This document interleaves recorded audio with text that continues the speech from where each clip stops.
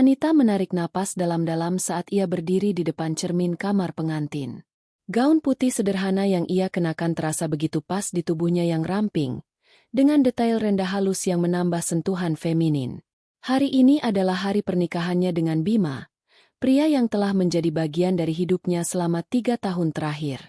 Anita, seorang wanita berusia 28 tahun, adalah seorang guru sekolah dasar di sebuah kota kecil di Jawa Tengah. Ia lahir dan besar dalam keluarga sederhana, di mana ayahnya bekerja sebagai buruh pabrik dan ibunya, Bu Ratna, adalah seorang ibu rumah tangga yang penuh kasih sayang. Namun, hidup Bu Ratna berubah drastis sejak kecelakaan mobil 10 tahun lalu yang membuatnya cacat fisik. Kakinya lumpuh, dan ia harus menggunakan kursi roda untuk bergerak. Meski begitu, Bu Ratna tidak pernah mengeluh. Ia tetap menjadi pilar keluarga, mengajari Anita nilai-nilai kehidupan seperti kesabaran, keteguhan, dan cinta tanpa syarat. Anita mengingat masa kecilnya dengan senyum tipis. Rumah mereka di pinggiran kota bukanlah rumah mewah, tapi penuh kehangatan. Setiap pagi, Bu Ratna akan menyambutnya dengan sarapan sederhana seperti nasi goreng atau bubur ayam, meski harus berjuang dengan kursi rodanya. Ayah Anita, Pak Surya, sering bekerja lembur untuk memenuhi kebutuhan keluarga, termasuk biaya pengobatan Bu Ratna. Anita adalah anak tunggal, jadi ia tumbuh dengan rasa tanggung jawab yang besar. Ia belajar mandiri sejak dini, membantu ibunya membersihkan rumah, memasak, dan bahkan mengurus administrasi keluarga. Pengalaman itu membentuknya menjadi wanita yang tangguh, tapi juga sensitif terhadap orang-orang yang kurang beruntung. Bima, suaminya yang baru, adalah kebalikan dari latar belakang Anita. Berusia 30 tahun, Bima adalah seorang pengusaha sukses di bidang properti. Keluarganya kaya raya, dengan bisnis yang telah diwariskan turun-temurun. Ayah Bima, Pak Harun, adalah seorang pengusaha properti yang memiliki beberapa apartemen dan mall di Jakarta. Ibunya, Bu Sita, adalah seorang sosialita yang aktif di berbagai kegiatan amal, tapi lebih dikenal karena gaya hidup mewahnya.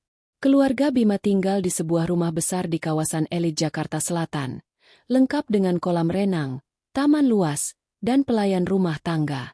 Bima memiliki 2 saudara kandung, seorang kakak perempuan bernama Rina yang sudah menikah dan tinggal di luar negeri, serta seorang adik laki-laki bernama Dio yang masih kuliah di universitas bergengsi. Pertemuan Anita dan Bima berawal dari sebuah konferensi pendidikan di Jakarta 3 tahun lalu. Anita diundang sebagai pembicara tentang pendidikan inklusif untuk anak-anak berkebutuhan khusus, sementara Bima hadir sebagai sponsor acara melalui perusahaan ayahnya. Saat itu, Bima terpesona oleh semangat Anita dalam berbicara. Ia mendekati Anita setelah presentasi, memuji ide-idenya, dan mereka pun mulai bertukar nomor telepon. Hubungan mereka berkembang cepat. Bima sering mengunjungi Anita di kota asalnya, membawa hadiah-hadiah kecil seperti buku-buku motivasi atau perhiasan sederhana. Anita jatuh cinta pada Bima karena sikapnya yang sopan, ambisius, dan penuh perhatian. Bima, di sisi lain, melihat Anita sebagai wanita yang berbeda dari lingkungannya yang penuh dengan gadis-gadis materialistis. Namun, sejak awal, Anita merasakan ada ketegangan halus dari keluarga Bima. Saat pertama kali diperkenalkan kepada Bu Sita, ibu mertuanya yang akan datang, Anita merasa seperti sedang diuji. Bu Sita, dengan rambut pendek yang selalu rapi dan pakaian desainer, memandang Anita dari atas ke bawah. "Kamu dari mana, Nak? Keluargamu apa pekerjaannya?" Tanyanya dengan nada yang terdengar netral, tapi Anita bisa merasakan nada superioritas di baliknya. Anita menjawab dengan sopan, menceritakan tentang ayahnya yang buruh pabrik dan ibunya yang ibu rumah tangga. Bu Sita hanya mengangguk, tapi matanya seolah berkata, "Ini bukan level kami." Pak Harun lebih ramah, tapi ia sibuk dengan bisnisnya dan jarang ikut campur urusan rumah tangga. Meski begitu, Anita penuh harapan. Ia yakin bahwa cinta mereka akan mengatasi segala perbedaan. Pernikahan mereka direncanakan sederhana, sesuai keinginan Anita, tapi keluarga Bima bersikeras untuk menambahkan elemen mewah. Akhirnya, acara digelar di sebuah hotel bintang 5 di Jakarta, dengan tamu undangan yang sebagian besar dari kalangan atas. Anita merasa sedikit tidak nyaman dengan kemewahan itu. Tapi ia bahagia melihat Bima tersenyum lebar saat mereka bertukar cincin. Saat resepsi berlangsung, Anita berdiri di samping Bima, menyapa tamu-tamu. Bu Ratna hadir dengan kursi rodanya, didorong oleh Pak Surya. Anita melihat ibunya tersenyum bangga, meski wajahnya tampak lelah setelah perjalanan panjang dari kampung halaman. "Anakku, semoga bahagia ya," bisik Bu Ratna saat memeluk Anita. Anita mengangguk. Air matanya hampir jatuh. Di sisi lain, Bu Sita sibuk mengatur segala sesuatu, memastikan makanan disajikan dengan sempurna dan dekorasi tetap indah. Saat Bu Ratna mendekat untuk menyapa Bu Sita, Anita melihat interaksi mereka yang canggung. Bu Sita tersenyum tipis, tapi tidak berusaha membantu Bu Ratna yang kesulitan bergerak di lantai karpet tebal. "Selamat ya, Bu. Semoga anak-anak kita bahagia," kata Bu Ratna dengan tulus. Bu Sita hanya menjawab singkat, "Iya, terima kasih." Malam itu, setelah resepsi selesai, Anita dan Bima pergi ke bulan madu mereka di Bali. Di pesawat, Anita bersandar di bahu Bima. "Aku bahagia sekali, Mas," katanya. Bima mencium keningnya. "Aku juga, sayang. Ini awal dari kehidupan baru kita." Tapi di dalam hati Anita, ada sedikit kekhawatiran. Ia ingat bagaimana Bu Sita sering mengomentari pilihan Anita, seperti gaun pengantin yang terlalu sederhana, atau makanan resepsi yang kurang mewah. Anita menggelengkan kepala, mencoba mengusir pikiran negatif itu. "Mungkin aku terlalu sensitif," gumamnya dalam hati. Di Bali, mereka menghabiskan waktu romantis. Berjalan-jalan di pantai, makan malam di restoran mewah, dan berbincang tentang masa depan. Bima berjanji akan membangun rumah baru untuk mereka di Jakarta, dekat dengan keluarganya. Anita setuju, meski ia lebih suka tinggal di kota asalnya yang tenang. "Yang penting kita bersama, Mas," katanya. Selama bulan madu, Anita mulai membayangkan kehidupan rumah tangga mereka. Ia akan tetap bekerja sebagai guru, sementara Bima mengurus bisnis.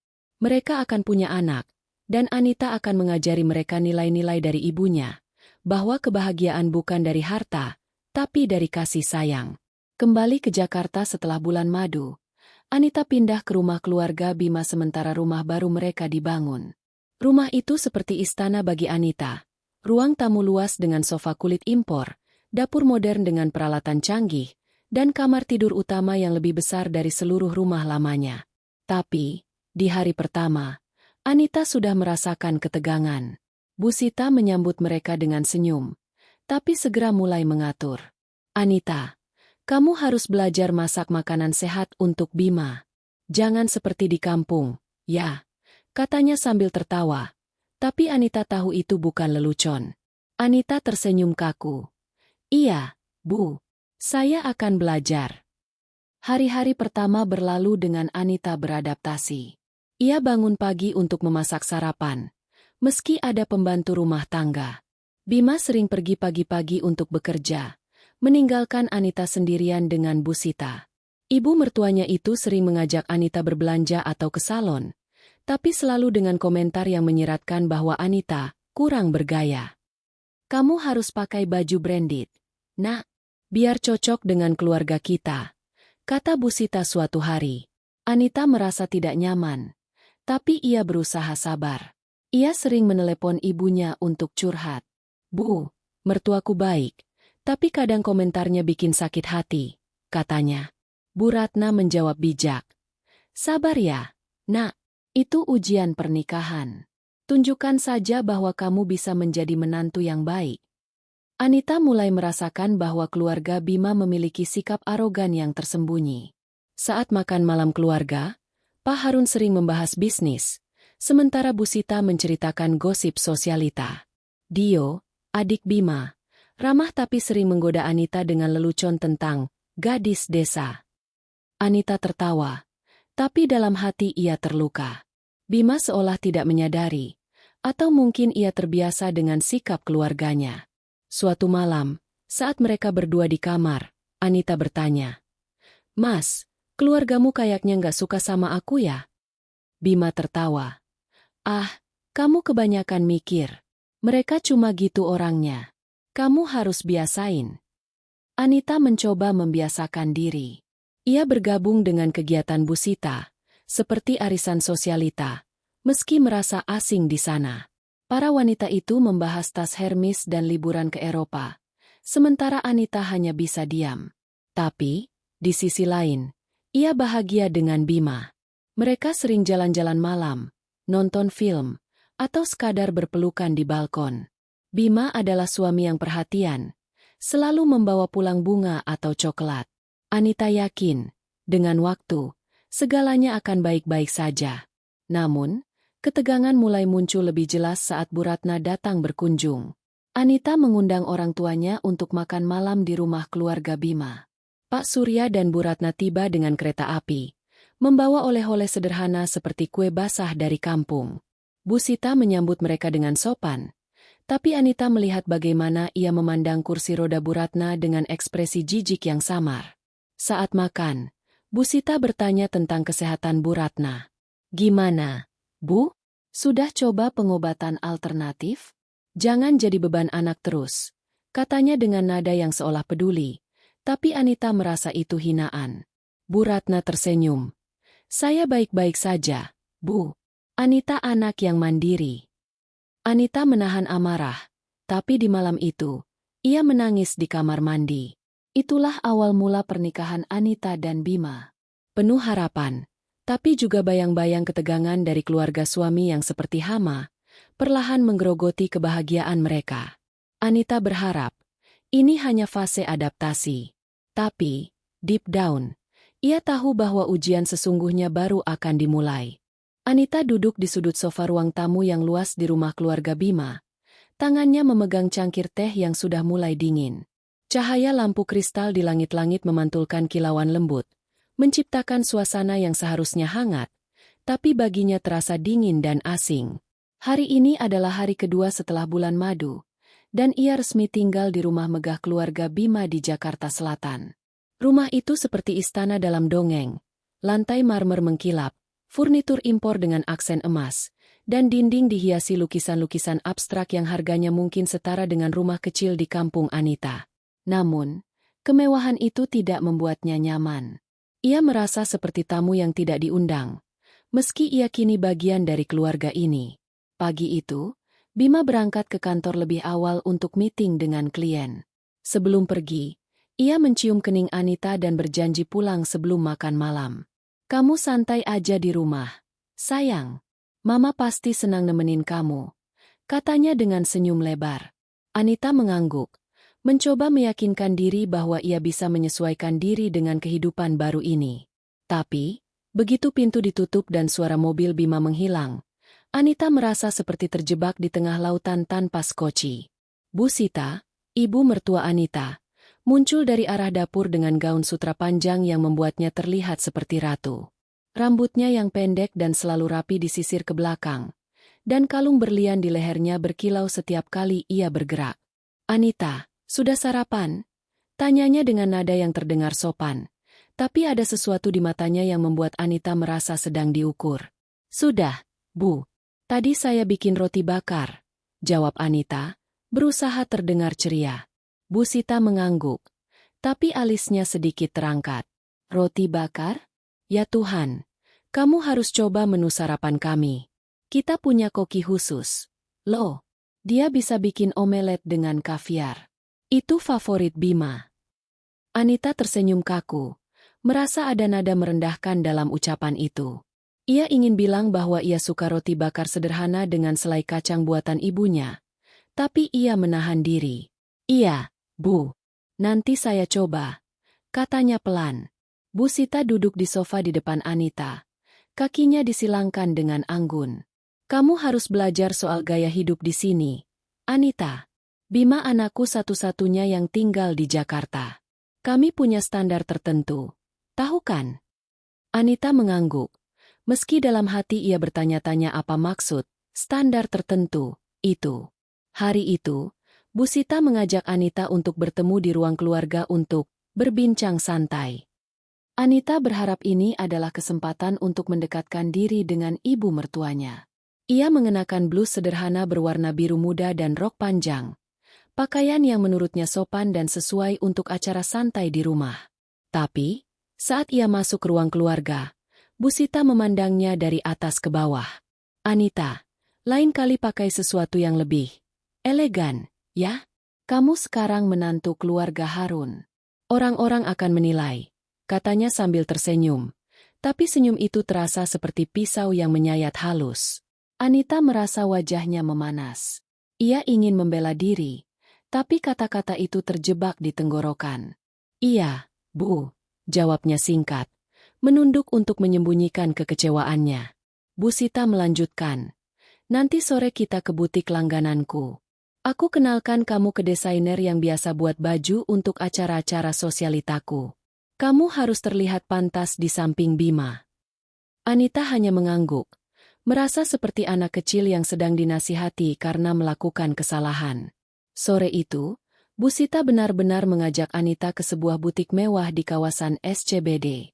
Anita tidak pernah masuk ke tempat seperti ini sebelumnya.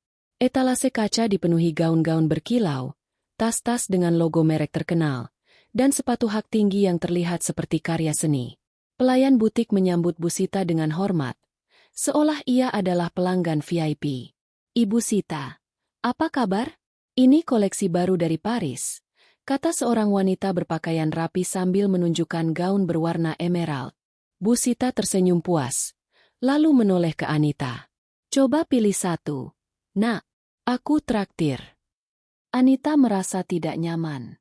Ia melihat label harga pada salah satu gaun, 10 juta rupiah. Jumlah itu cukup untuk membiayai pengobatan ibunya selama setahun. Bu, ini terlalu mahal. Saya pakai baju yang sudah ada saja, katanya pelan. Bu Sita tertawa kecil, tapi ada nada sinis di suaranya. Anita, jangan malu-maluin keluarga. Kamu sekarang bagian dari kami. Baju-baju kampungmu itu tidak cocok untuk acara-acara di sini. Kata kampung itu menusuk hati Anita seperti jarum. Ia teringat ibunya, Bu Ratna, yang selalu bangga dengan pakaian sederhana yang ia jahit sendiri. Anita menelan ludah, berusaha menahan air mata. Ia akhirnya memilih gaun yang paling murah di antara koleksi itu, meski harganya masih membuat jantungnya berdegup kencang. Bu Sita mengangguk setuju, tapi Anita tahu itu bukan karena gaun itu bagus, melainkan karena ia ingin cepat menyelesaikan urusan ini. Di perjalanan pulang, Bu Sita mulai bertanya tentang keluarga Anita. Awalnya, pertanyaan itu terdengar biasa. Ayahmu kerja apa? Nak, masih di pabrik. Anita menjawab dengan sabar, menceritakan bahwa ayahnya adalah buruh pabrik yang bekerja keras untuk keluarga. Lalu, Bu Sita bertanya tentang ibunya. Ibunya Anita. Apa kabar? Masih pakai kursi roda? Ya. Anita mengangguk, berusaha tersenyum. Iya, Bu. Tapi ibu kuat. Kok? Dia masih bisa masak dan urus rumah. Bu Sita mengangguk pelan, tapi ekspresinya berubah. Kasihannya. Pasti berat buat keluargamu. Orang cacat begitu biasanya jadi beban, kan? Apalagi kalau anaknya cuma satu. Anita merasa dunia berhenti sejenak. Kata-kata itu terasa seperti tamparan. Ia menoleh ke Bu Sita, berharap ada penjelasan atau tanda bahwa itu hanya salah bicara. Tapi Bu Sita hanya menatap ke depan, seolah tidak menyadari betapa menyakitkan ucapannya. Ibu saya bukan beban, kata Anita. Suaranya gemetar. Dia yang mengajari saya segalanya. Dia orang yang paling kuat yang saya kenal. Bu Sita menoleh. Alisnya terangkat lagi. Oh, iya, bukan begitu maksudku. Aku cuma kasihan. Pasti susah buat kamu juga. Kan, ngurus ibu yang begitu. Anita ingin berteriak. Ingin bilang bahwa ibunya tidak pernah meminta apa-apa darinya. Bahwa Bu Ratna adalah sumber inspirasinya. Tapi ia hanya diam. Tangannya mencengkeram roknya erat-erat. Malam itu, saat Bima pulang, Anita menceritakan kejadian di butik dan komentar Bu Sita tentang ibunya. Ia berharap Bima akan memahami. Mungkin marah atas nama ibunya. Tapi Bima hanya menghela napas dan memeluknya. Mama nggak bermaksud jahat. Sayang, dia cuma khawatir sama kamu. Kamu tahu kan, dia orang yang blak-blakan. Anita menarik diri dari pelukan Bima. Matanya berkaca-kaca. Blak-blakan? Mas, dia bilang ibu beban. Itu bukan cuma blak-blakan, itu jahat. Bima mengusap rambut Anita, berusaha menenangkannya. Sudah, aku bicara sama mama nanti, ya? Kamu jangan terlalu dipikirin. Mama cuma nggak terbiasa sama situasi keluargamu.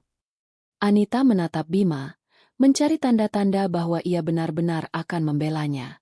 Tapi sorot mata Bima penuh keraguan, seolah ia lebih ingin menjaga damai dengan ibunya daripada membela perasaan Anita.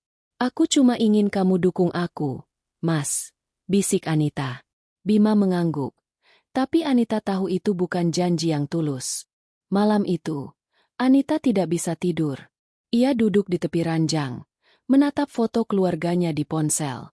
Foto itu diambil saat ulang tahunnya yang ke-25, ketika Bu Ratna membuatkan kue coklat sederhana dengan tangannya sendiri.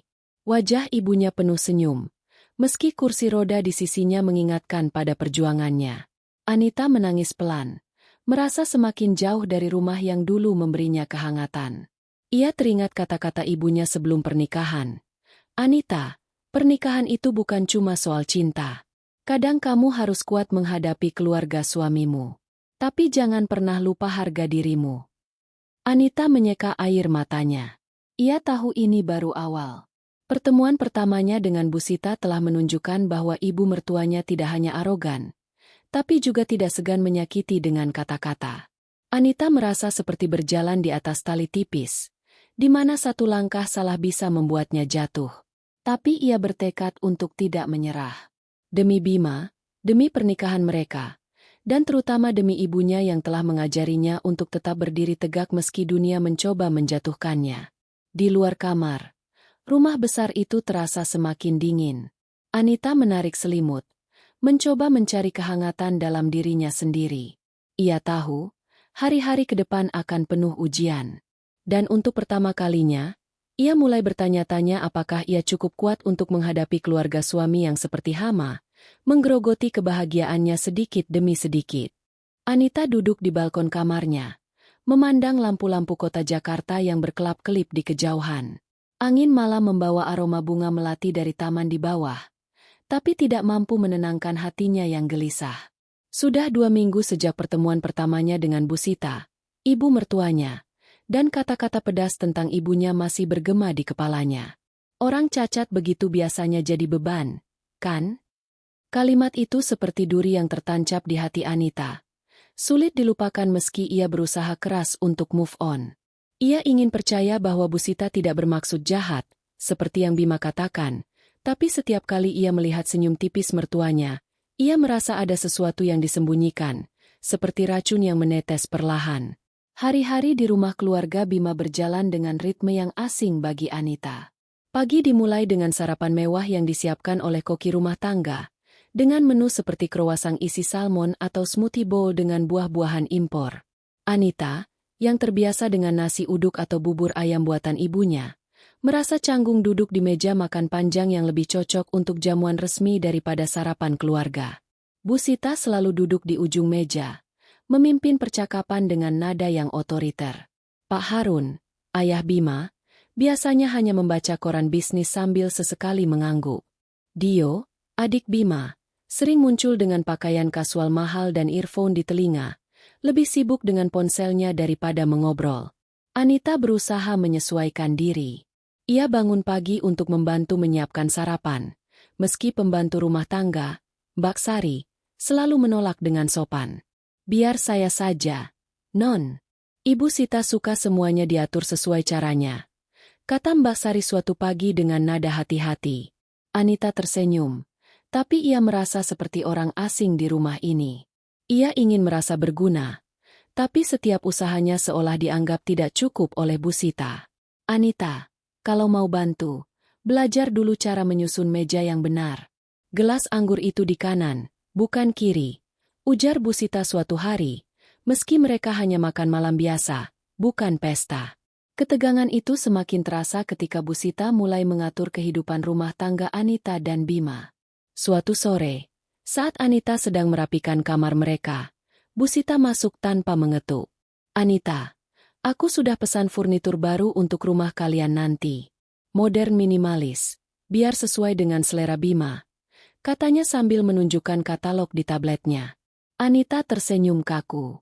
Ia sebenarnya ingin rumah mereka sederhana, dengan sentuhan hangat seperti rumah masa kecilnya. Mungkin sofa kain dengan bantal warna-warni, bukan furnitur kaca dan stainless steel yang terlihat dingin.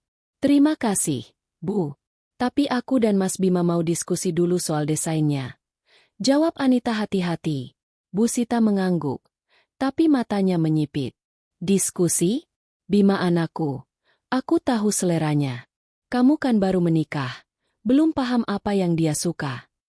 Anita merasa ada nada merendahkan dalam ucapan itu, seolah ia tidak cukup mengenal suaminya sendiri. Ia ingin membantah, tapi ia ingat nasihat ibunya. "Sabar, Nak. Jangan buru-buru melawan, tapi jangan juga diam kalau harga dirimu diinjak."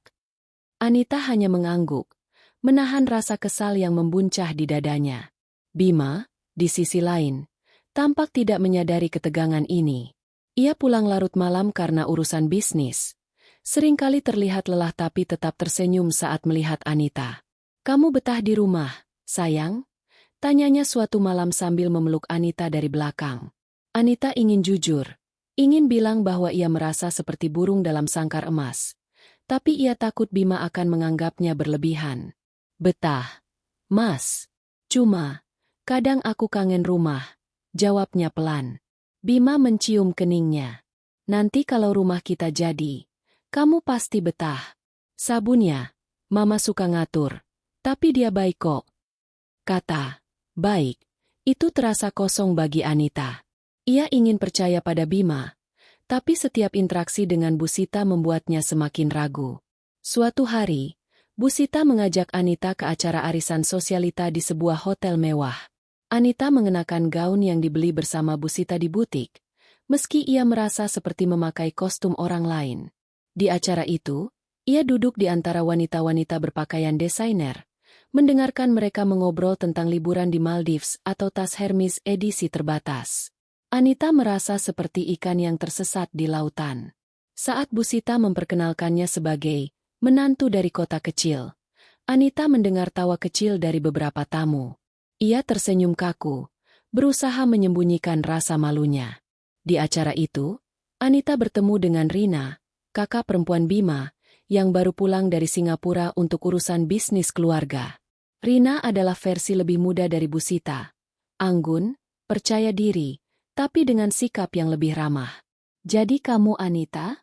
Bima cerita banyak tentang kamu," kata Rina sambil tersenyum. Anita merasa sedikit lega, berpikir bahwa mungkin ada harapan untuk menjalin hubungan baik dengan keluarga Bima. Tapi harapan itu pupus ketika Rina, dengan nada santai, berkomentar, "Tapi kamu harus cepat beradaptasi, ya. Keluarga kami beda banget sama keluargamu. Jangan sampai Bima malu." Anita terdiam. Ia ingin bertanya, "Malu karena apa? Karena aku dari keluarga sederhana? Karena ibuku cacat?" Tapi ia hanya mengangguk, menahan air mata yang mulai menggenang. Di perjalanan pulang, Bu Sita mengomentari penampilan Anita lagi. "Tadi kamu terlalu pendiam, Anita. Orang-orang pasti mikir kamu nggak bisa gaul. Besok aku ajak ke acara lain. Ya, biar kamu belajar." Anita hanya menjawab, "Iya, Bu." Meski dalam hati ia ingin berteriak. Konflik tersembunyi itu semakin nyata ketika Dio, adik Bima, mulai ikut campur. Dio adalah anak bungsu yang dimanjakan, selalu mendapatkan apa yang ia inginkan. Suatu malam, saat makan malam keluarga, Dio menggoda Anita dengan lelucon yang terasa menyakitkan. "Mbak Anita, di kampungmu orang-orang masak apa sih? Daun singkong rebus? Hahaha." Anita tersenyum kecil, mencoba menganggapnya lelucon biasa, tapi Bu Sita ikut tertawa. "Iya, Dio, kamu jangan nanya gitu. Nanti Mbak Anita kangen kampungnya, loh. Katanya dengan nada yang seolah bercanda. Tapi Anita tahu itu sindiran. Malam itu, Anita tidak bisa menahan diri lagi. Setelah makan malam, ia menarik Bima ke kamar dan menceritakan apa yang ia rasakan. "Mas, aku capek. Keluargamu selalu nyindir aku. Nyindir keluargaku. Aku nggak merasa diterima di sini," katanya. Suaranya bergetar. Bima menghela napas. Wajahnya terlihat lelah. "Sayang, kamu terlalu sensitif. Mereka cuma bercanda. Dio kan gitu orangnya. Mama juga cuma iseng. Mereka nggak bermaksud jahat." Anita menatap Bima, mencari tanda-tanda bahwa ia mengerti. Tapi sorot mata Bima penuh pembelaan untuk keluarganya. "Mas, ini bukan cuma bercanda. Mereka bikin aku merasa nggak punya harga diri.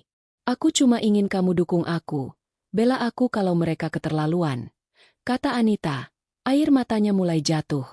Bima memeluknya, tapi pelukannya terasa hampa. "Aku dukung kamu, sayang. Tapi kamu juga harus ngerti. Keluargaku nggak biasa sama orang baru. Kasih waktu, ya." Anita menarik diri dari pelukan Bima. Ia merasa sendirian, meski suaminya ada di sisinya. Malam itu, ia menelepon ibunya, Bu Ratna, yang selalu jadi tempat curhatnya. "Bu, aku nggak tahu apa aku bisa terus begini. Mertuaku bikin aku merasa kecil," katanya sambil menangis pelan. Suara Bu Ratna di ujung telepon penuh kehangatan. "Anita, kamu anak yang kuat. Jangan biarkan orang lain menentukan harga dirimu.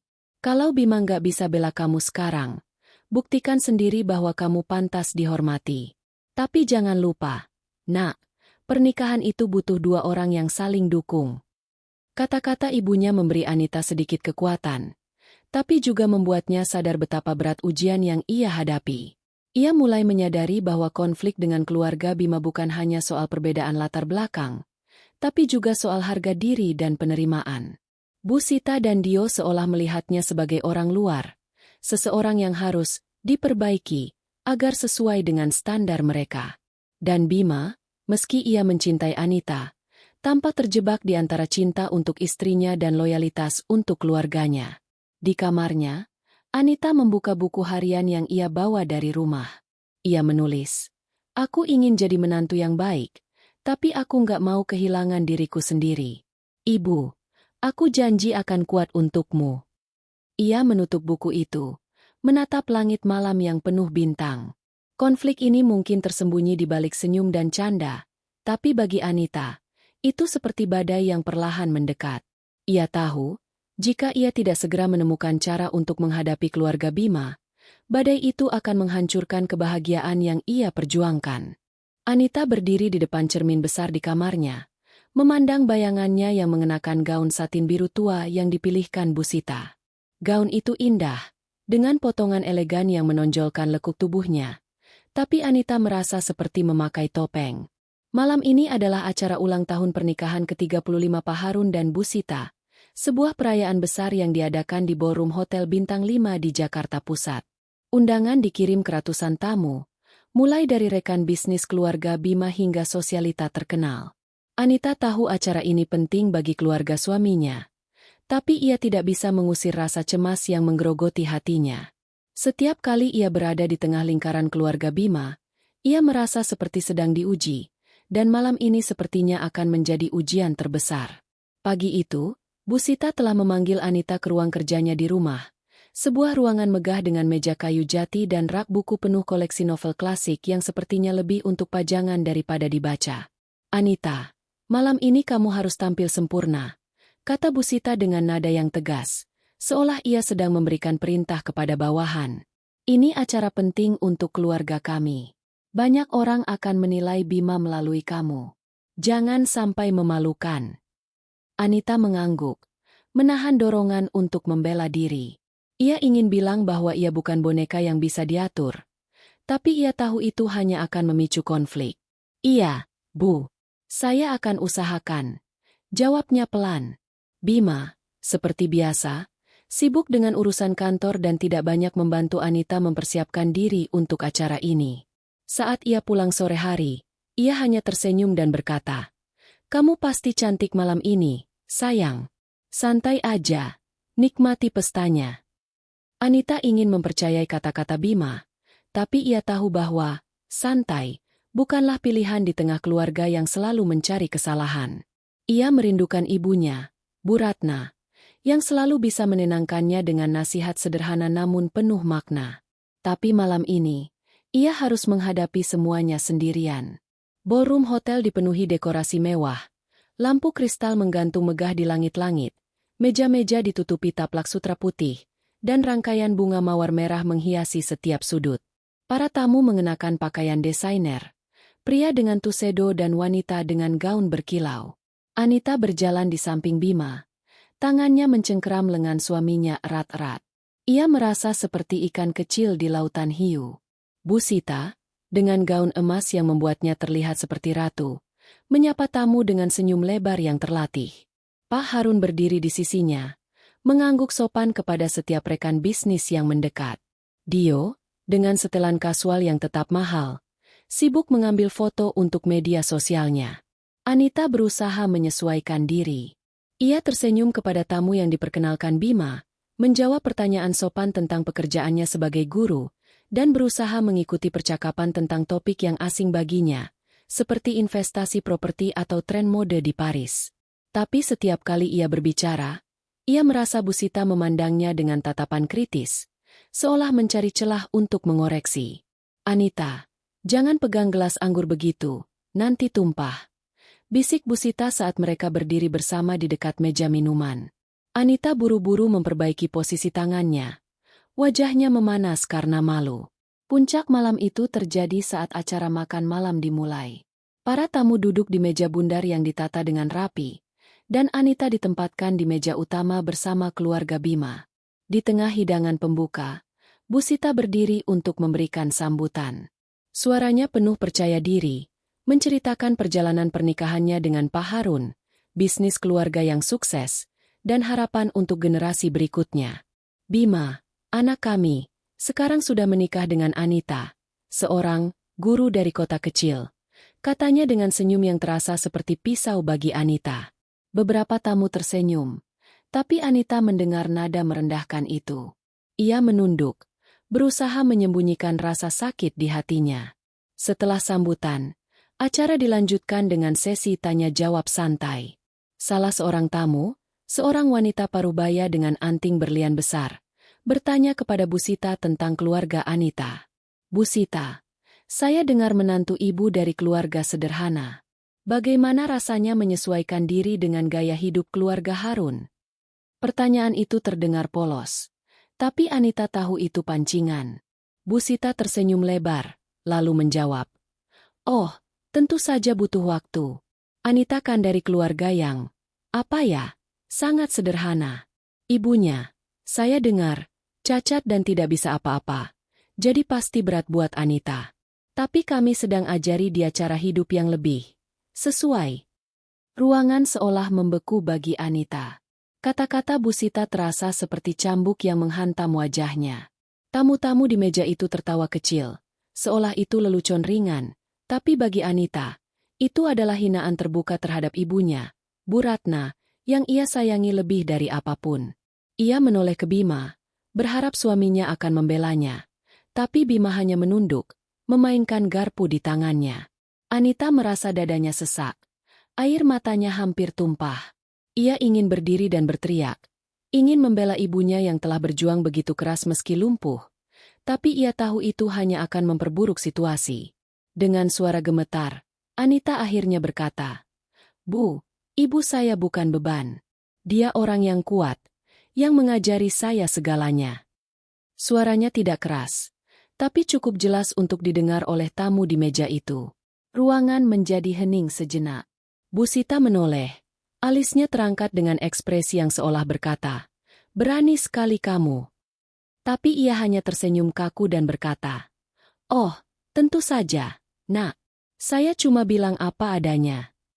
Tamu-tamu kembali mengobrol, tapi Anita tahu mereka sedang bergosip di belakangnya. Bima akhirnya angkat bicara, tapi bukan untuk membela Anita. "Sayang, sudahlah. Mama nggak bermaksud gitu. bisiknya. Tangannya menyentuh lengan Anita. Anita menarik tangannya. Matanya penuh kekecewaan. Mas, dia bilang ibu beban di depan semua orang. Kamu diam aja. Bima menghela napas. Wajahnya menunjukkan ketidaknyamanan. Anita, ini bukan tempatnya buat ribut. Kita bicara nanti di rumah, ya? Anita merasa seperti ditampar 2 kali. Pertama oleh kata-kata Bu Sita, dan kedua oleh sikap Bima yang tidak membelanya. Ia bangkit dari kursi, berusaha tetap tenang meski hatinya hancur. Maaf, saya ke kamar kecil sebentar, katanya, lalu berjalan cepat keluar dari ballroom. Di kamar mandi hotel, ia mengunci diri di salah satu bilik dan menangis. Air matanya jatuh deras, bercampur dengan rasa marah dan malu. Ia teringat wajah ibunya. Senyumnya yang penuh kasih meski hidupnya penuh perjuangan. Bu, maafkan aku. Aku nggak bisa membela kamu tadi. Gumamnya sambil menyeka air mata.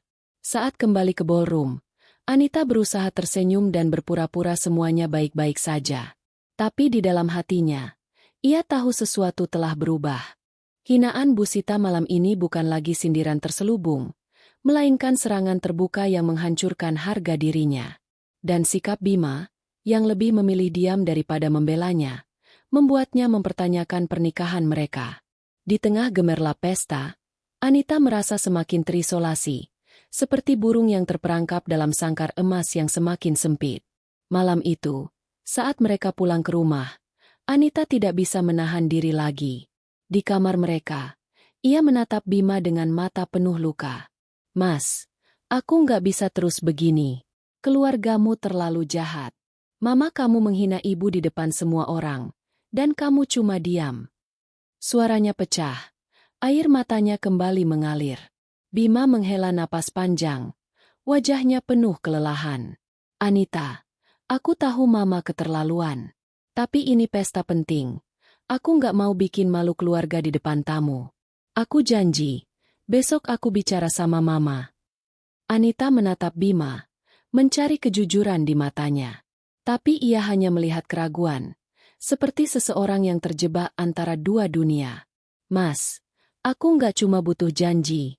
Aku perlu kamu berdiri di sampingku. Bela aku, bela keluargaku. Kalau kamu nggak bisa, aku nggak tahu apa aku bisa lanjut di sini. Kata-kata itu keluar dengan berat. Tapi Anita merasa lega mengatakannya. Untuk pertama kalinya, ia menyuarakan ketakutannya yang terdalam. Bima terdiam, tidak tahu harus menjawab apa. Malam itu, mereka tidur membelakangi satu sama lain. Sesuatu yang belum pernah terjadi sejak mereka menikah. Anita menatap dinding kamar. Hatinya penuh dengan pertanyaan. Apakah ia cukup kuat untuk menghadapi keluarga Bima yang seperti hama, yang terus menggerogoti kebahagiaannya? Dan yang lebih penting, apakah Bima benar-benar pria yang ia pikir akan selalu ada untuknya? Di tengah keheningan malam, Anita merasa seperti berdiri di persimpangan jalan, dengan satu kaki ingin bertahan demi cinta, dan kaki lainnya ingin lari untuk menyelamatkan harga dirinya. Anita duduk di tepi ranjang, menatap ponselnya yang menampilkan foto keluarganya. Di layar, ia melihat dirinya tersenyum bersama Bu Ratna dan Pak Surya di halaman rumah kecil mereka di kota kelahirannya. Foto itu diambil saat Lebaran 2 tahun lalu, ketika mereka masih bisa berkumpul tanpa beban dunia yang kini menghimpitnya. Bu Ratna, meski di kursi roda, tampak penuh semangat dengan kebaya sederhana yang ia jahit sendiri. Anita merasakan rindu yang menyengat, seperti pisau yang perlahan memotong hatinya. Setelah kejadian memalukan di pesta ulang tahun pernikahan mertuanya, di mana Bu Sita menghina ibunya di depan ratusan tamu, Anita merasa seperti kehilangan pijakan. Kata-kata Bu Sita, ibunya cacat dan tidak bisa apa-apa, jadi pasti berat buat Anita. Terus berputar di kepalanya, seperti lagu yang rusak dan tak bisa dihentikan. Malam itu, setelah konfrontasi dengan Bima, Anita tidak bisa tidur. Ia memutar ulang percakapan mereka di kepalanya. Mas, aku nggak bisa terus begini. Keluargamu terlalu jahat, katanya dengan air mata mengalir. Tapi Bima, dengan wajah lelah dan suara penuh keraguan, Hanya berjanji akan berbicara dengan ibunya tanpa ada tanda-tanda kemarahan atau pembelaan yang Anita harapkan. Anita merasa sendirian, seperti terdampar di pulau asing tanpa peta.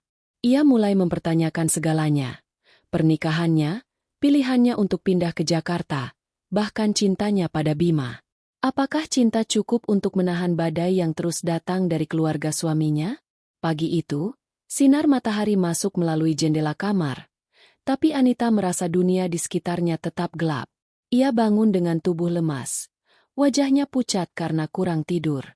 Bima sudah berangkat ke kantor sebelum ia bangun, hanya meninggalkan secari kertas di meja samping ranjang. "Sayang, aku ke kantor dulu. Kita bicara malam ini, ya? I love you." Anita memandang tulisan itu dengan perasaan campur aduk. Ia ingin mempercayai cinta Bima, tapi sikapnya yang terus menghindari konflik dengan keluarganya membuat Anita merasa ditinggalkan. Hari itu, Bu Sita tampak seperti biasa, seolah kejadian di pesta malam sebelumnya tidak pernah terjadi. Saat sarapan, ia mengobrol tentang rencana acara amal berikutnya, mengatur menu dengan koki, dan sesekali melirik Anita dengan senyum tipis yang sulit diartikan. "Anita, kamu ikut acara amal minggu depan, ya? Aku perkenalkan kamu ke teman-temanku yang lain," katanya dengan nada yang seolah ramah. Anita mengangguk, tapi dalam hati ia ingin menolak. Ia lelah berpura-pura, lelah mencoba menyesuaikan diri dengan dunia Bu Sita yang penuh kepalsuan.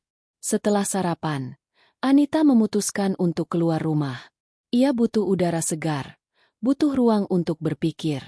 Ia mengambil tas sederhananya dan berjalan ke taman kota terdekat, tempat yang jarang dikunjungi oleh keluarga Bima yang lebih suka mall atau klub eksklusif. Di taman, ia duduk di bangku kayu di bawah pohon beringin, menonton anak-anak bermain dan burung-burung berterbangan. Di sini, ia merasa bisa bernapas, jauh dari tatapan kritis Bu Sita atau lelucon sinis Dio. Ia mengeluarkan buku hariannya dan mulai menulis, menuangkan semua pergolakan batinnya.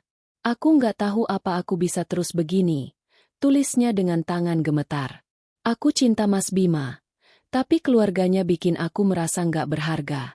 Ibu selalu bilang aku kuat, tapi sekarang aku nggak yakin. Apa aku salah menikah dengan Mas Bima?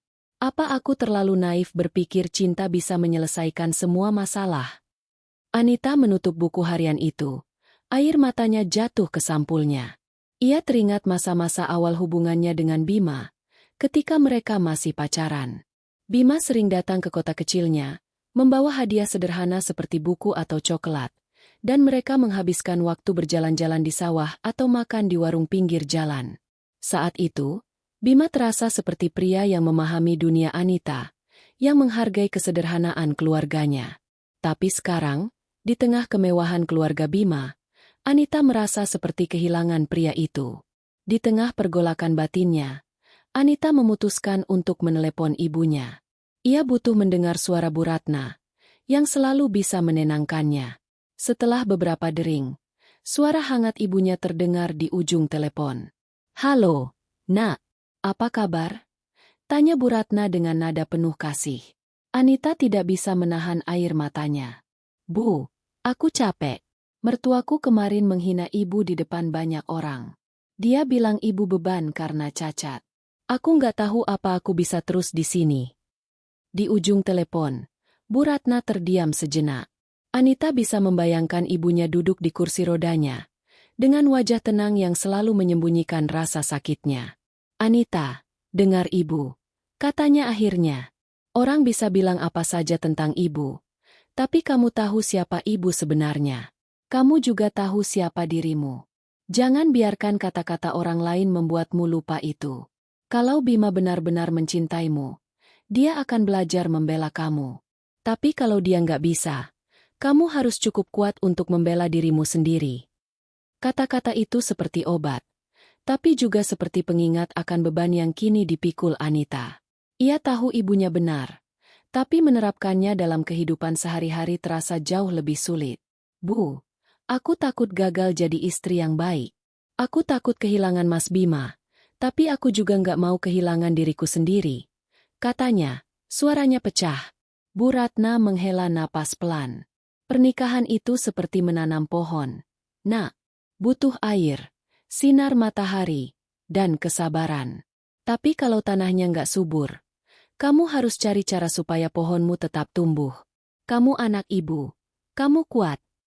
Setelah telepon ditutup, Anita merasa sedikit lebih ringan, tapi pertanyaan besar masih menggantung. Apakah ia bisa terus hidup di bawah tekanan keluarga Bima? Ia kembali ke rumah dengan langkah berat, mencoba menyusun rencana di kepalanya.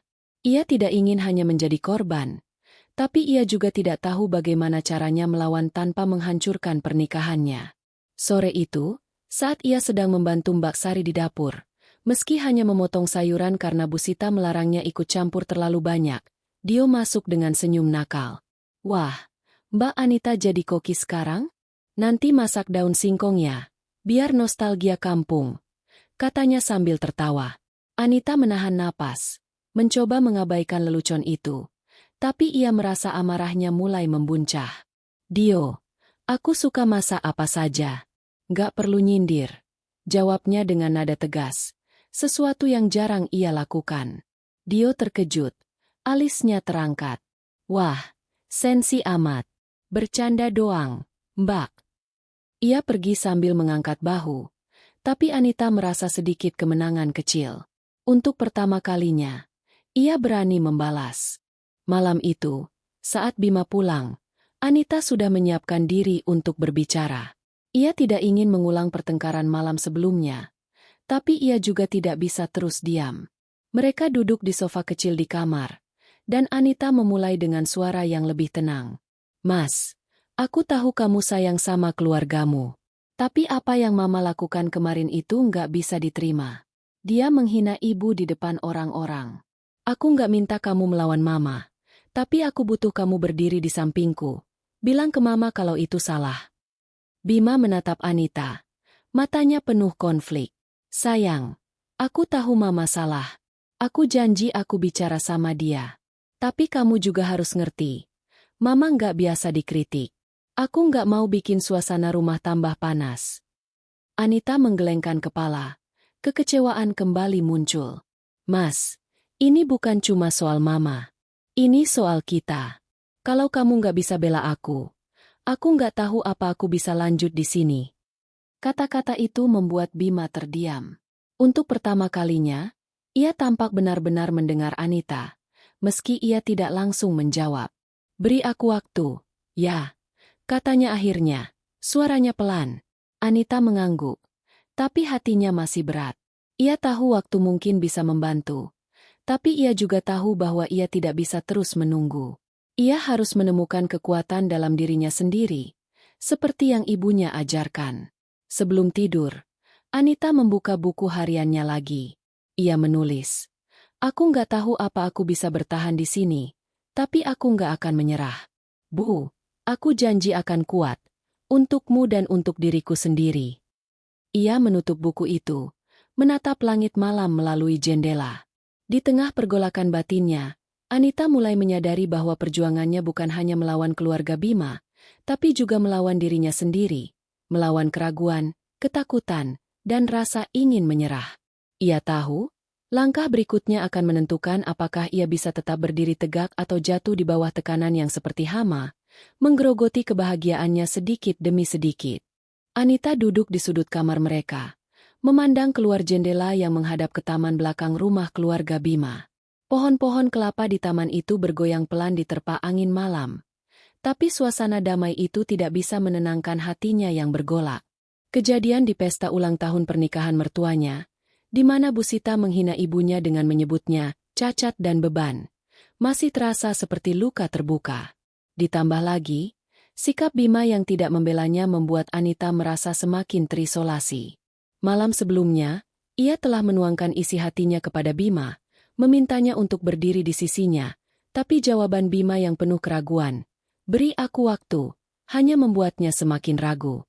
Hari ini, Anita memutuskan bahwa ia tidak bisa lagi menunggu. Ia harus menghadapi Bima, bukan hanya untuk membela ibunya, tapi juga untuk menyelamatkan pernikahan mereka yang mulai retak. Pagi itu, Anita bangun dengan tekad baru. Ia tidak ingin terus terjebak dalam siklus kesedihan dan kemarahan. Ia mengenakan pakaian sederhana, blus putih dan celana panjang hitam, yang membuatnya merasa seperti dirinya sendiri, bukan boneka yang diatur oleh Bu Sita. Saat sarapan, ia sengaja menghindari percakapan dengan Bu Sita, yang seperti biasa sibuk mengatur menu makan malam untuk tamu penting. "Anita, malam ini kamu bantu aku ya, sambut tamu-tamu dari perusahaan," kata Bu Sita tanpa menoleh, seolah itu perintah, bukan permintaan. Anita hanya mengangguk, tapi dalam hati ia berkata, "Tidak lagi. Aku harus bicara dengan Mas Bima dulu." Setelah sarapan, Anita mengirim pesan kepada Bima. "Mas, malam ini kita bicara. Penting." Bima membalas singkat, "Oke, sayang. Aku pulang lebih awal." Anita merasa jantungnya berdegup kencang. Ia tahu percakapan ini tidak akan mudah. Bima adalah pria yang lembut dan penuh kasih. Tapi kecenderungannya untuk menghindari konflik dengan keluarganya membuat Anita merasa seperti berjuang sendirian. Ia ingin Bima memahami betapa dalam luka yang ia rasakan, dan yang lebih penting, ia ingin tahu apakah Bima benar-benar akan memilihnya sebagai prioritas. Sepanjang hari, Anita mencoba menenangkan diri. Ia pergi ke taman kota yang kini menjadi tempat pelariannya. Duduk di bangku favoritnya di bawah pohon beringin, ia mengeluarkan buku hariannya dan mulai menulis. "Hari ini aku akan bicara dengan Mas Bima. Aku takut, tapi aku nggak bisa terus diam. Ibu bilang pernikahan itu butuh dua orang yang saling dukung. Tapi kalau Mas Bima nggak bisa dukung aku, apa artinya pernikahan ini?" Tulisan itu mencerminkan pergolakan batinnya, tapi juga tekadnya untuk tidak menyerah. Sore itu, Anita membantu Mbak Sari di dapur. Meski Bu Sita melarangnya ikut campur terlalu banyak. Ia memotong sayuran untuk hidangan malam, mencoba fokus pada tugas sederhana itu untuk menenangkan pikirannya. Tiba-tiba, Dio masuk dengan senyum nakalnya. "Wah, Mbak Anita, latihan jadi koki bintang 5 ya? Nanti masak apa? Soto kampung," katanya sambil tertawa. Anita menarik napas dalam. Ingat keberanian kecilnya kemarin saat ia membalas sindiran Dio. "Dio, kalau kamu cuma bisa nyindir, mending bantu di sini daripada cuma ngomong," katanya dengan nada tegas. Dio terkejut, lalu tertawa. "Wah, galak. Oke, Mbak, aku kabur dulu." Ia pergi, tapi Anita merasa sedikit lebih kuat. Setiap kali ia berani membela diri, ia merasa seperti merebut kembali sedikit harga dirinya. Malam itu, Bima pulang lebih awal seperti yang dijanjikan. Anita sudah menunggunya di kamar mereka. Duduk di sofa kecil dengan secangkir teh chamomile yang ia buat untuk menenangkan sarafnya. Bima masuk dengan wajah lelah tapi tersenyum saat melihat Anita. "Sayang, kamu baik-baik aja?" tanyanya sambil mencium kening Anita. Anita mengangguk, tapi matanya serius. "Mas, kita harus bicara. Sekarang." Bima duduk di sampingnya. Alisnya sedikit berkerut. "Apa ini soal mama lagi?" tanyanya. Nadanya sedikit defensif. Anita menarik napas dalam, mencoba menjaga suaranya tetap tenang meski hatinya berdebar. "Mas, ini bukan cuma soal mama. Ini soal kita. Aku nggak bisa terus hidup kayak gini, merasa nggak diterima, merasa keluargaku dihina. Malam itu di pesta, Mama bilang ibu beban di depan semua orang. Dan kamu cuma diam. Aku merasa sendirian, Mas." Bima menghela napas, mengusap wajahnya dengan kedua tangan. "Anita, aku tahu Mama keterlaluan. Aku sudah bilang aku akan bicara sama dia. Tapi kamu harus ngerti, Mama orang yang keras kepala. Aku nggak mau bikin suasana rumah tambah panas." Anita menggelengkan kepala. Air matanya mulai menggenang. "Mas, ini bukan cuma soal Mama keras kepala. Ini soal kamu. Kamu suamiku. Aku butuh kamu berdiri di sampingku. Bilang ke Mama bahwa apa yang dia lakukan itu salah. Kalau kamu nggak bisa, aku nggak tahu apa aku bisa terus di sini." Kata-kata itu membuat Bima terdiam. Untuk pertama kalinya, Anita melihat ada kilasan rasa bersalah di matanya. "Anita, aku cinta kamu. Aku nggak mau kehilangan kamu," katanya. Suaranya pelan tapi penuh emosi. "Tapi aku juga nggak mau ribut sama keluargaku. Mama itu, Dia susah berubah. Aku takut kalau aku terlalu keras sama dia.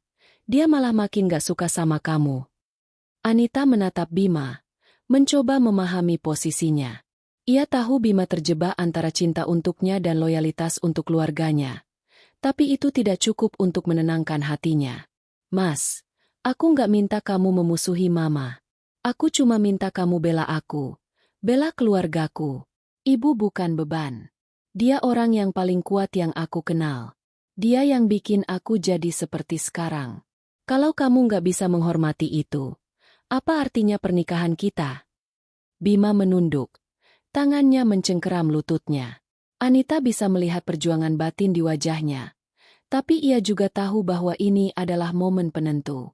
Aku janji, Anita, kata Bima akhirnya, menatapnya dengan mata yang penuh tekad. Aku akan bicara sama Mama. Aku akan bilang bahwa dia nggak boleh bicara gitu lagi tentang keluargamu. Aku nggak janji dia akan langsung berubah. Tapi aku akan coba. Anita mengangguk. Tapi hatinya masih ragu.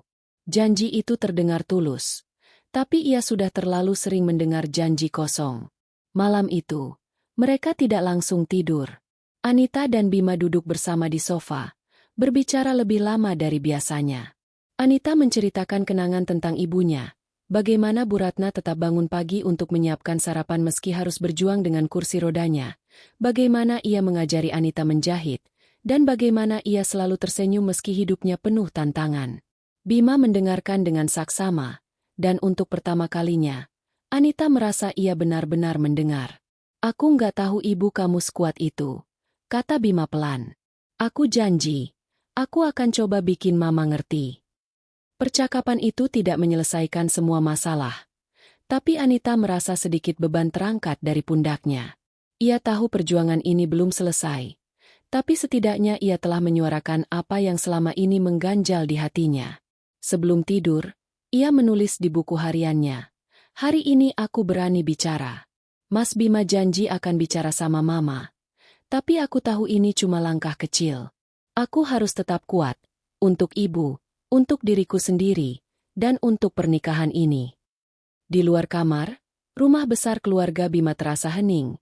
Tapi Anita tahu bahwa di balik ketenangan itu, badai masih mengintai. Konfrontasi dengan Bima adalah langkah pertama. Tapi ia sadar bahwa menghadapi Bu Sita dan sikap keluarganya yang seperti hama akan membutuhkan lebih dari sekadar kata-kata. Ia menutup mata, berdoa agar kekuatan yang selalu ibunya ajarkan akan membantunya melewati hari-hari berikutnya. Janji yang diucapkan Bima malam itu menjadi sauh tipis bagi harapan Anita. Namun, sauh itu terasa rapuh saat berhadapan dengan karang keras kepala bernama Ibu Sita. Beberapa hari setelah konfrontasi mereka, Bima pulang dengan wajah keruh dan helaan napas yang berat. Anita sudah bisa menebak hasilnya bahkan sebelum Bima membuka mulut. Aku sudah bicara dengan ibu, Nit, ucap Bima pelan, menghindari tatapan mata istrinya. Mereka duduk di ruang keluarga yang terasa dingin, terpisah oleh jarak yang lebih dari sekadar fisik. Lalu, tanya Anita, suaranya nyaris berbisik, seolah takut jawabannya akan meremukkan sisa harapannya. Bima menggeleng. Ibu tidak mau mengaku salah. Menurutnya, dia hanya mengatakan, fakta, dan kamu yang terlalu sensitif. Dia bilang, seharusnya kamu berterima kasih sudah diterima di keluarga ini, bukan malah membuat drama. Hati Anita mencelos. Bukan karena ia terkejut dengan sikap mertuanya, tetapi karena Bima menceritakannya dengan nada pasrah, bukan nada perjuangan. Seolah-olah Bima telah pergi berperang, namun menyerah pada tembakan pertama. Jadi Mas hanya menerima penjelasannya begitu saja, desak Anita. Kekecewaan mulai menjalari nadanya. Aku harus bagaimana lagi, Anita? Melawan ibuku sendiri. Suara Bima meninggi, syarat akan frustrasi. Kamu tidak tahu betapa susahnya bicara dengannya. Apapun yang kukatakan, ujung-ujungnya aku yang dianggap anak durhaka karena lebih membela istri. Argumentasi itu kembali terulang, dan Anita merasa lelah. Ia sadar, menggantungkan harga dirinya pada upaya Bima adalah sebuah kesalahan. Suaminya terjepit di antara bakti pada ibu dan tanggung jawab pada istri, dan untuk saat ini, Bima belum mampu menyeimbangkannya. Merasa sendirian, Anita tahu ia tidak bisa terus terlarut dalam kesedihan. Ia harus menemukan kembali kekuatannya, kepingan dirinya yang hilang sejak memasuki keluarga Bima. Ia membuka kembali kontak teman-teman lamanya, orang-orang yang mengenalnya sebagai Anita yang mandiri, bukan hanya sebagai istri Bima. Salah seorang temannya, Rina, mengajaknya bergabung dalam sebuah komunitas sosial yang fokus pada pemberdayaan perempuan melalui wirausaha. Kamu butuh lingkungan baru, Nit. Tempat orang melihatmu karena karyamu, bukan karena status pernikahanmu, ujar Rina lewat telepon. Awalnya ragu, Anita akhirnya memberanikan diri untuk datang. Di pertemuan pertama, ia merasa canggung. Namun, saat mendengar cerita para perempuan hebat di sana, ibu rumah tangga yang sukses membangun bisnis dari nol, perempuan karir yang saling mendukung, Anita merasakan sesuatu yang telah lama hilang, inspirasi. Ia mulai menyalurkan keahliannya di bidang desain grafis untuk membantu beberapa anggota komunitas, menciptakan logo dan materi promosi untuk usaha kecil mereka. Di rumah, hubungannya dengan Bima semakin goyah. Mereka lebih sering diam. Bima sibuk dengan pekerjaannya, mungkin sebagai pelarian. Sementara Anita menyibukkan diri dengan kegiatan barunya. Tekanan dari keluarga Bima yang tak kunjung mereda menjadi racun yang perlahan merusak fondasi pernikahan mereka. Terkadang, telepon dari Ibu Sita masih datang, bukan untuk meminta maaf, tetapi untuk mengkritik cara Anita mengatur rumah atau menanyakan kenapa ia sering keluyuran ke komunitasnya. Setiap kali telepon itu ditutup, Anita merasakan kembali luka lama. Namun, kini ada yang berbeda. Ia tidak lagi menangis di sudut kamar.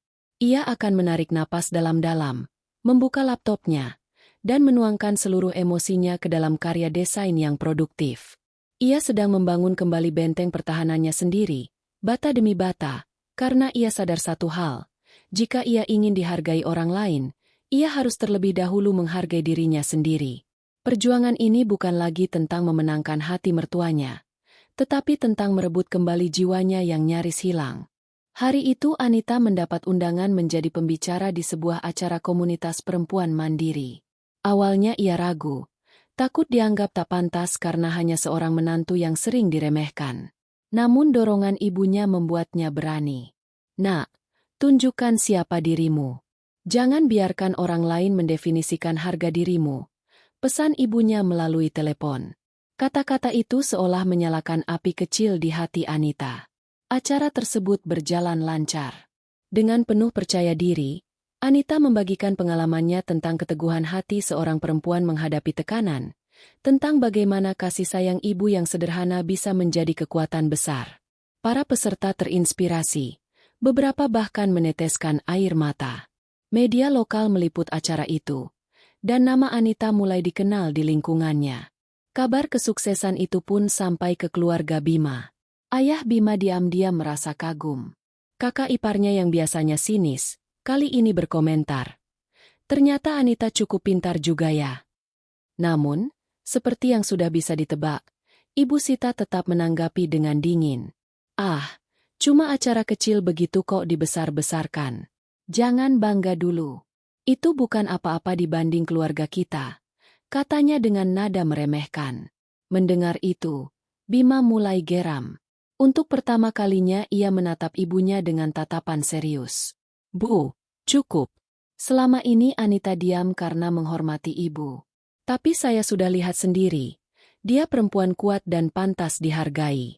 Kalau ibu terus merendahkannya, berarti ibu tidak menghargai pilihan saya sebagai suami. Keheningan menyelimuti ruang keluarga saat itu.